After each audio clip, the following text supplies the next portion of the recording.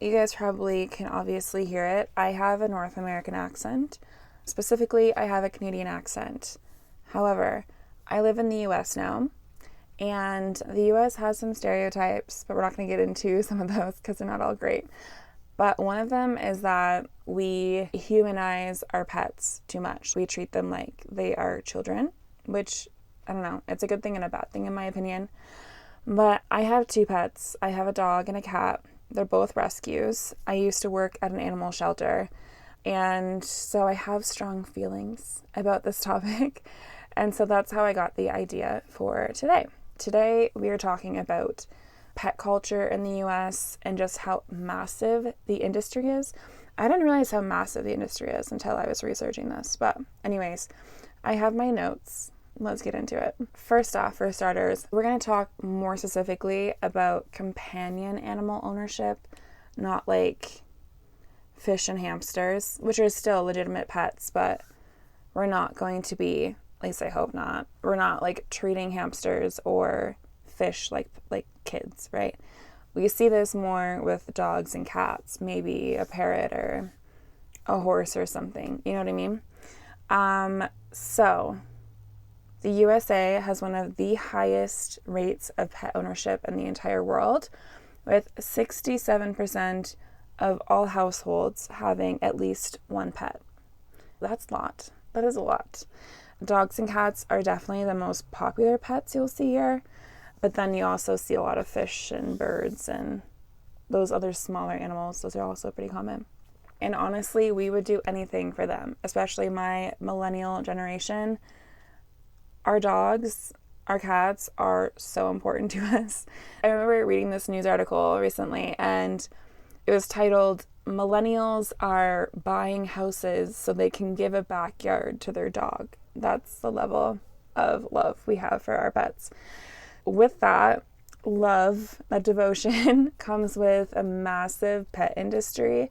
And you guys, Americans spend billions of dollars, with a B, billions of dollars every single year on their pets. So things that make up this industry, we're looking at different kinds of pet food brands, which I'll talk about later, like the novelty pet food brands, veterinary costs, pet insurance. Like you can buy health insurance for your pets.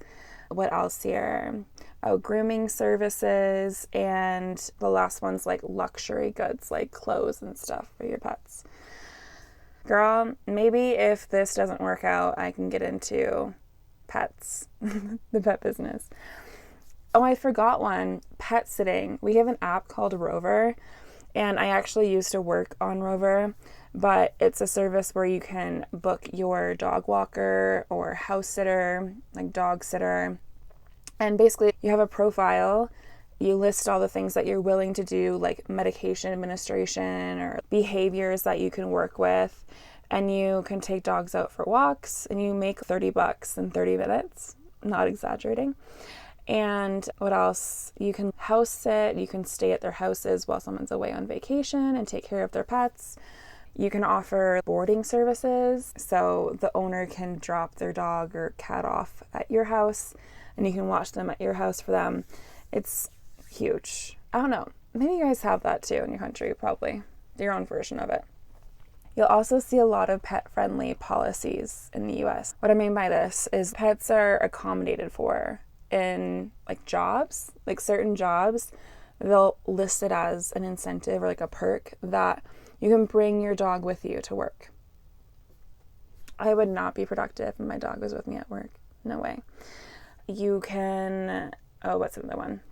Like hotels being more accommodating for pets, or restaurants, they'll allow dogs outside in the patio with you when you're eating. Stores allow you to bring pets in with you instead of leaving them outside in the car when it's hot out.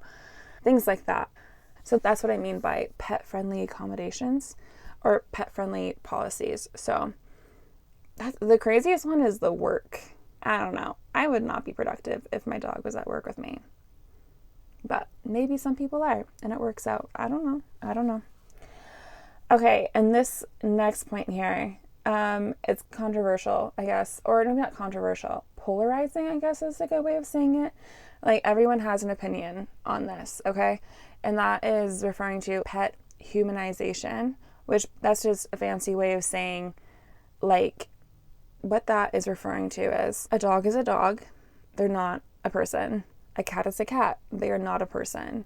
But people are referring to them as their babies or their fur babies or their children. So that's what pet humanization is, okay? And let's share my opinion on that. I refer to myself as my pet's mom. I do. Okay, so I'm calling into the vet saying, hey, I need to take my pet into the vet. Hi, this is Rachelle. I'm pet's name's mom. That's an example of it. I don't consider my pets my children though, but that's my opinion. Some people who are like, I don't know, mothers of 5 are like, you have no idea what it's like to have kids. Pets are not kids, which obviously they're not, but who cares? Let people call them their children. It is not that big of a deal, okay? Yeah, Americans treat their pets as family members and cater to their needs and preferences at their beck and call. And it's true. I do that. I really do. Okay, so this is definitely evident in the growing demand of premium pet food, which I was referring to earlier. So you'll see commercials where no animal should be eating dried food every single meal, every single day for their entire life, referring to traditional commercial dog food, right? And so their brand is refrigerated whole foods for your dog, which I'm not saying is bad, but like, my first degree was in animal science. It's a really long name, but part of that was veterinary science and nutrition for animals. It depends on the brand and depends on what the ingredients are in that brand. But dog food is typically very well balanced for what your dog needs. Now, can you supplement that food with other things like this refrigerated food? Yeah, totally. Add a scoop or 2 of that to their normal dog food. Great for your dog.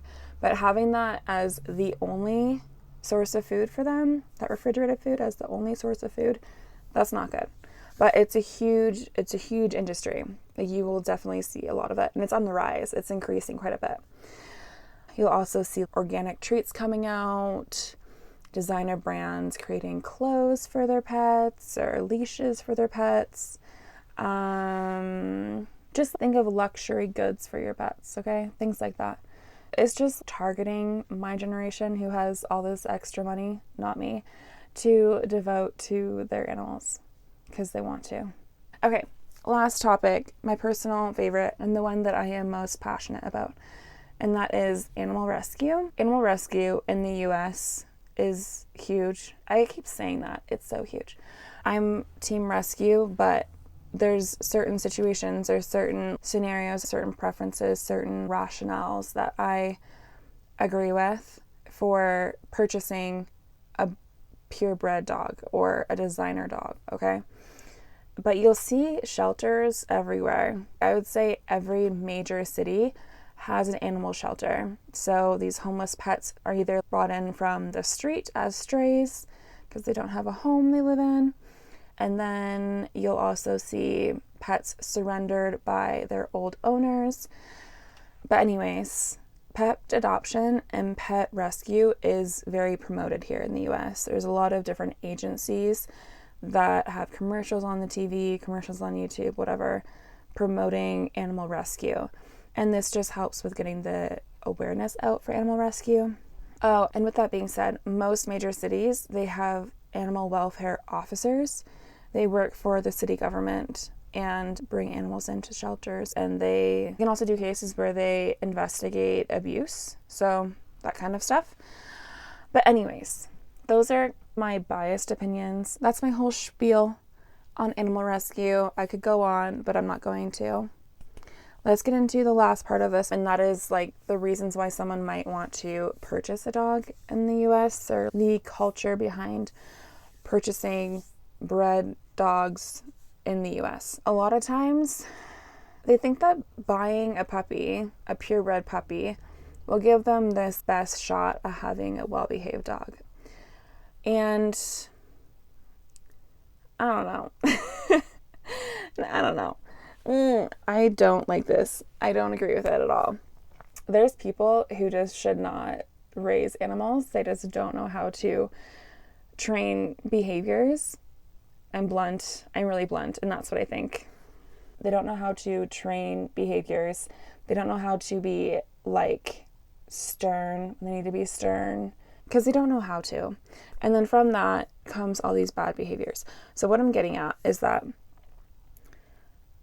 I'll take my dog, for example. She's a rescue. She was so abused. She was so abused and so neglected. She had horrible behaviors from that abuse. And then me working with her, me training her, she's now like the best dog. The best dog. Zero bad behaviors. And she's a rescue. She's a mutt. I don't even know what she is. She's a mixture of many things. But a lot of times these designer pets or these purebred dogs, they're not bred by people who should be breeding these dogs. We call these backyard breeders, and it's just people who don't pay attention to genetics and they don't breed for behavior. They just breed to make money and they just don't care. And you'll see this everywhere. Look in Facebook Marketplace, look in your city's online newspaper, wherever you can post advertisements. Everyone's selling their pets. Like all of them are selling puppies, and they don't know how to pay attention to genetics. They don't know how to breed for behavior.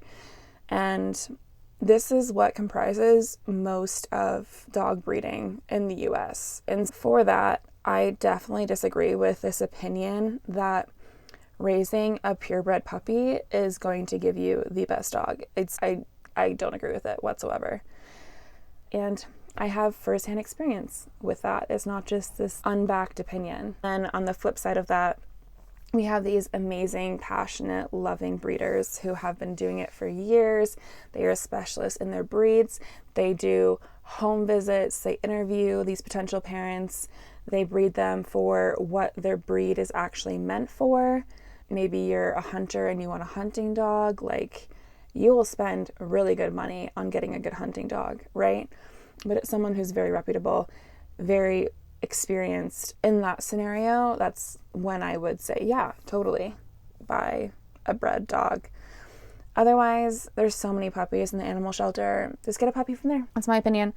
Also, with that, and this is the last thing I'll say, and I will get off my soapbox, okay? Thank you for listening. You'll see these backyard breeders who don't pay attention to health, right?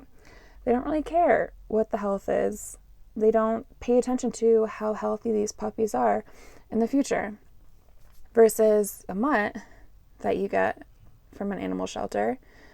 With mutts, meaning they have many different types of breeds, like many different types of dogs, many different breeds. With breeding different breeds, many of them, comes genetic diversity. And with genetic diversity, typically it gives you a healthier dog. Okay, so mutts live longer than these purebreds, especially these purebreds that are purchased from people who have no business in breeding. Soapbox over. That was probably that section is probably as long as the entire podcast. Now you know my stance on that. What is your opinion? Were you blown away that we spend billions of dollars on animals every year in America? Do you guys sleep with your pets in bed?